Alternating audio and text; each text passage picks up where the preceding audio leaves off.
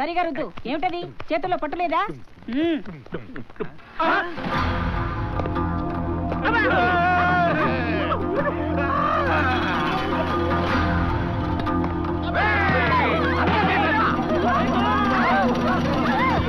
నన్నే లేపేయటానికి ప్లాన్ చేస్తారా?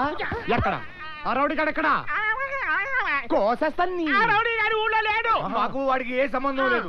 కత్తి వాడిదే, పోటు వాడిదే. పొడిచానంటేనా నాకేద్దాం చూస్తారా మాలిషు? ఆడెక్కడో చెప్పండి.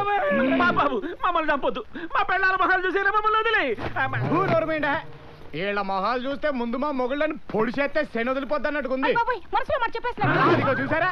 కాబట్టి మిమ్మల్ని ఎవరిని వదలను. లేకపోతే 50 లక్షలకి గేమ్ ఆడతారా? 50 లక్షలా? 50 లక్షలేనంట.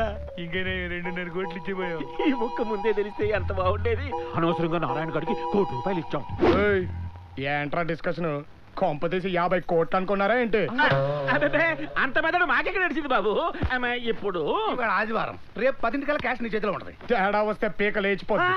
నా గుర్తు కదా, ఉంచుకో. నువ్వు కదా, నువ్వు పట్టుకో.